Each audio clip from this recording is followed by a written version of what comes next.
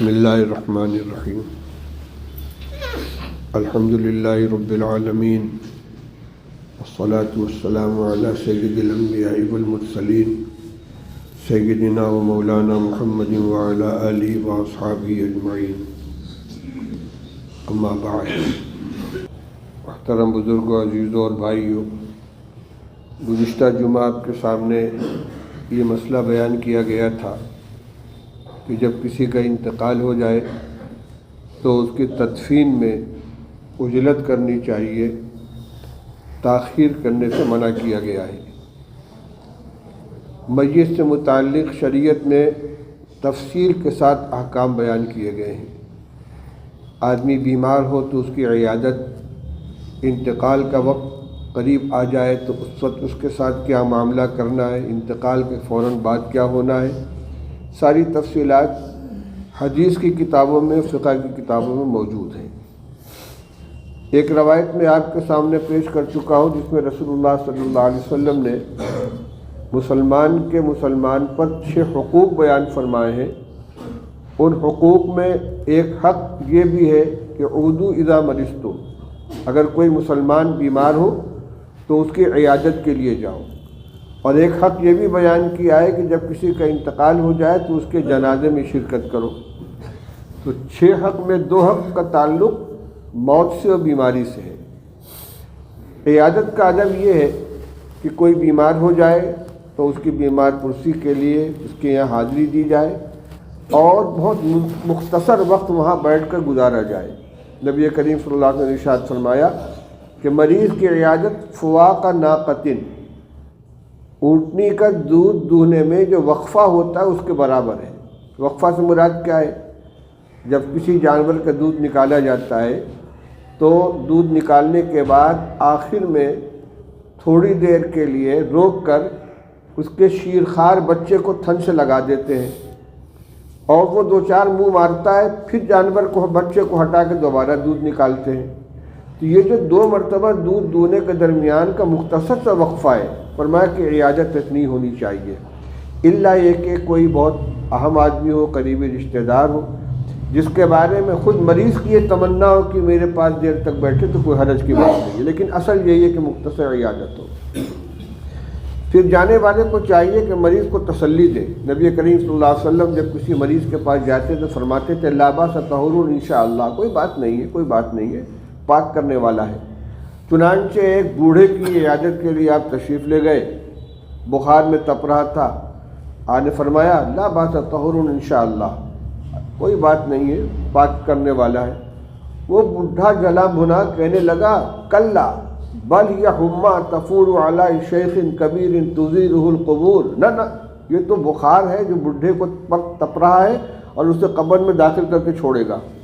فنعم اذن، چلو یہی صحیح۔ چنانچہ بیمار اچھا نہیں ہو پائے، اسی میں انتقال ہو گیا۔ تو اس وقت کی زبان سے نکلا ہوا کلمہ اثر انداز ہوتا ہے، اور تو مریض کو تسلی دینی چاہیے، چاہے کتنا ہی خطرناک بیماری ہو، لیکن اس کے پاس تسلی کے کلمات کہیں، ٹھیک ہے انشاءاللہ ٹھیک ہو جائے گا، اس طرح کے کلمات کہے جائیں، چاہے یقین ہو کہ یہ بچنے والا نہیں ہے۔ یہ ادب ہے عیادت کا۔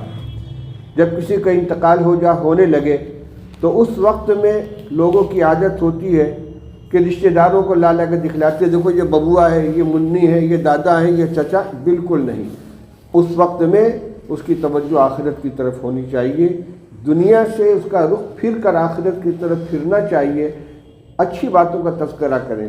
چنانچہ ادب یہ ہے کہ میت کے جب استحضار ہو، یعنی موت کا وقت قریب ہو، تو اس کے سرانے بیٹھ کر آہستہ آہستہ سورہ یاسین کی تلاوت کی جائے۔ اسی طرح جب بالکل وقت قریب آ جائے تو کلمے کی تلقین کی جائے۔ تلقین کا طریقہ یہ نہیں کہ اسے کہے کلمہ پڑھو، لا الہ الا اللہ، کہو لا الہ الا اللہ، منع ہے، بلکہ طریقہ یہ ہے کہ میت کے سرانے بیٹھ کر اس کے کان کے قریب ہلکی آواز میں کہیں لا الہ الا اللہ، لا الہ الا اللہ، اور اس کے لب کی طرف دیکھے کہ ہونٹ حرکت کر رہا ہے کہ نہیں۔ اگر ہونٹ حرکت کرے اور یہ سمجھ میں آ گیا کہ اس نے کلمہ پڑھ لیا تو بس اب اس کے بعد تلقین بند کر دینی چاہیے، کیونکہ رسول اللہ صلی اللہ علیہ وسلم نے ارشاد فرمایا ہے کہ من کان آخر قولہ لا الہ الا اللہ دخل الجنہ، جس کی آخری گفتگو مرنے سے پہلے لا الہ الا اللہ جنت میں داخل ہوگا۔ جب اس نے کلمہ پڑھ لیا اور اس کے بعد اس نے کوئی دنیاوی گفتگو نہیں کی تو پھر اس کے بعد تلقین کرنے کی ضرورت نہیں ہے۔ بعض لوگ بیٹھ جاتے ہیں، کئی آدمی کلمہ پڑھو لا الہ الا اللہ لا الہ الا اللہ، اس کے وہ مصیبت بن کے مسلط ہو جاتے ہیں۔ ایک آدمی سنجیدگی کے ساتھ ہلکی آواز سے کان کے قریب کلمہ پڑھے، اور جب وہ کلمہ پڑھ لے اور کوئی دوسری گفتگو نہ کرے تو خاموش ہو کر بس اس کے لیے دعائے خیر کرنی چاہیے۔ جب انتقال ہو جائے تو اس کی آنکھیں بند کر دی جائیں۔ حدیث میں ہے کہ جب روح نکلتی ہے تو نگاہ میت کی روح کے پیچھے پیچھے جاتی ہے، ٹکٹکی باندھ کے دیکھتا رہتا ہے۔ تو انتقال کے بعد آہستہ کے ساتھ بسم اللہ پڑھ کر دونوں آنکھیں بند کر دی جائیں، ٹھڈی اور سر کے اوپر سے ایک پٹی باندھ دی جائے تاکہ جو منہ کھلا ہوا ہے بند ہو جائے، دونوں پیروں کے انگوٹھوں کو ملا کر ایک چٹ سے باندھ دیا جائے تاکہ پیر پھیلا نہ رہے۔ بعض لوگ انتقال کے بعد میت کا چہرہ داہنی طرف گھما دیتے ہیں قبلہ کی طرف، یہ طریقہ صحیح نہیں ہے۔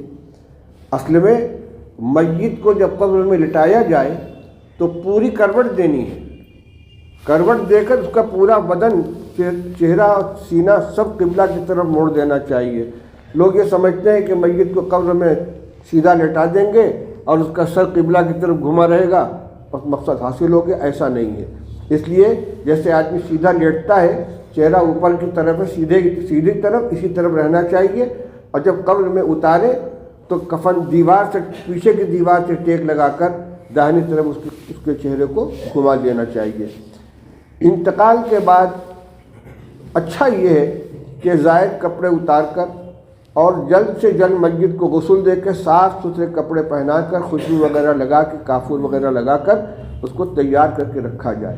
یہ طریقہ صحیح نہیں ہے کہ اسی طرح بیماری کی حالت میں جو بدن پر میل کچیل جمع تھا وہ جمع ہوا ہے، خدا نخواستہ اگر پیشاب پاخانہ خارج ہو گیا تو وہ لگا ہوا ہے، گندے کپڑوں میں ہے، اور جب تدفین کا وقت آیا تو آدھا گھنٹہ پہلے اس کو نہلا رہے ہیں۔ یہ صحیح طریقہ صحیح نہیں ہے۔ جلد سے جلد نہلا کر کفنا کر تیار کر کے رکھ دینا چاہیے، اور جو بہت ضروری لوگ ہیں وہ اکٹھا ہو جائیں، تدفین کا اہتمام کرنا چاہیے۔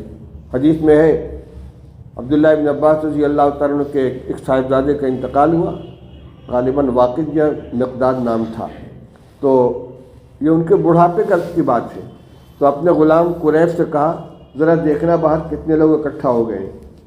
انہوں نے آ کر کہا کہ 40 آدمی ہو گئے، چلو جنازہ اٹھاؤ۔ اس کے بعد کا رسول اللہ صلی اللہ علیہ وسلم نے فرمایا ہے کہ جس کے جنازے میں 40 آدمی شریک ہو جائے اس کی مغفرت ہو جاتی ہے۔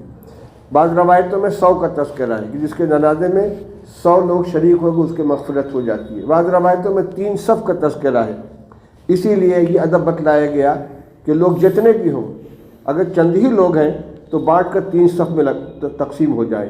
10 آدمی ہیں تو 4 آدمی ایک صف میں ہو گئے، 3 آدمی دوسری صف میں ہو گئے، 3 آدمی تیسری صف میں ہو گئے، تاکہ 3 صف کا شمار ہو سکے، اور اس کے بعد جنازہ کی نماز ادا کر کے جلد از جلد تدفین کر لینی چاہیے۔ جنازے کی جو نماز ہے اس کے اصل ارکان 4 تکبیریں ہیں، اللہ اکبر اللہ اکبر اللہ اکبر اللہ اکبر۔ باقی جو چیزیں اس میں پڑھی جاتی ہیں ان کی حیثیت سنت کی ہے۔ بہت سے لوگ جنازے کی نماز میں شرکت اس لیے نہیں کرتے کہ ان کو نماز جنازہ پڑھنی نہیں آتی۔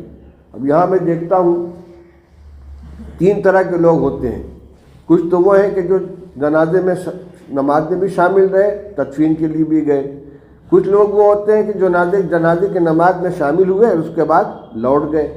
یہاں تک تو ٹھیک ہے، کیونکہ حدیث میں فرمایا گیا کہ جو جنازے کے ساتھ رہا، نماز پڑھی یہاں تک کہ اس کو دفن کر دیا گیا، اس کو 2 قیراط اجر ملتا ہے، اور جو نماز پڑھ کر لوٹ گیا اس کو 1 قیراط اجر ملتا ہے۔ لیکن ایک تیسری جماعت بھی ہوتی ہے، صدر گیٹ کے باہر کھڑے رہتے ہیں، انتظار کرتے رہتے ہیں، جب نماز ہو گئی جنازہ لے کر چلے تب یہ لوگ روانہ ہوتے ہیں، یہ کسی شمار میں نہیں ہے۔